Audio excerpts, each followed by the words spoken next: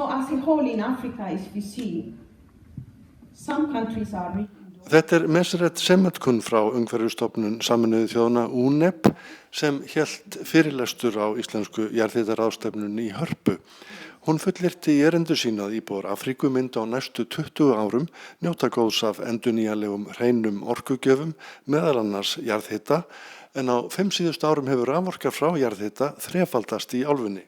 We are in the era of the energy climate change, really contribute to a significant reduction of the greenhouse gas emissions for keeping our planet very clean.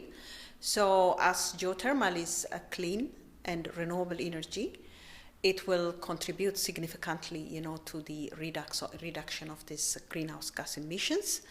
And specifically for Africa, now we see that countries are focusing and shifting to renewable energy development instead of using the fossil fuel for energy production. So among these is the geothermal resource, which is in the East African Rift Valley, and that will really contribute to the reduction of greenhouse gas emissions and for the development of Africa. You showed us a graphic of current and planned geothermal development over the next 15 years. Where does this happen? Well, as you see in that graph, you have seen in Africa we started exploring geothermal resource in 1960s. And since then, particularly in Kenya, we have seen in 80s the production of geothermal energy from its resource. And then Ethiopians follow, and by 2010 to 13 we had only 217 megawatt from both Kenya and Ethiopia. But for the last 5 years we have seen a big shift of this energy production from 200 to 600 megawatt. So that is really a big increase or significant increase by threefold in the last 5 years.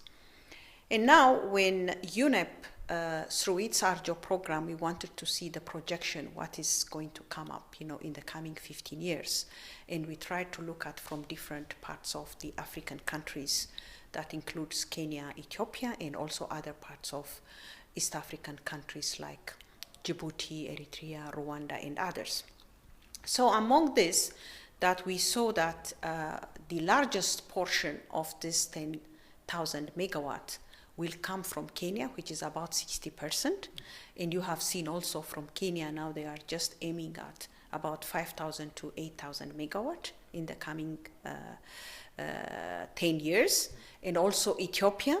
So the 60% will come from Kenya, about 30% will come from Ethiopia, and the rest 10% will come also from other parts of East African countries. You also mentioned an increased contribution of renewable energy sources to poverty elimination, economic growth, and sustainable development. But there are, of course, challenges and barriers. Name a few. Sometimes, even yesterday I tried to put the challenges like opportunities. Because always we see that, the opportunities are we have a lot of various renewable energy resources, and we still suffer from power shortage. But we see that there are a lot of opportunities coming, like the climate financing, and also the shift to energy, to renewable energy because of this climate change.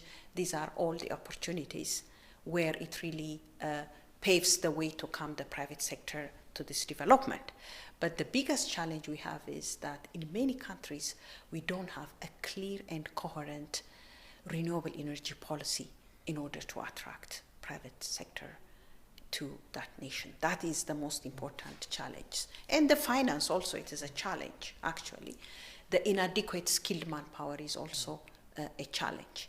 But now we have to really help countries like UNEP, through our job program, and now the International Icelandic Development Cooperation, and other support programs should really help countries to develop the right policy in terms of geothermal, really to mitigate the risk associated with exploration, to catalyze really the private investment, because it requires a lot of investment for this generation.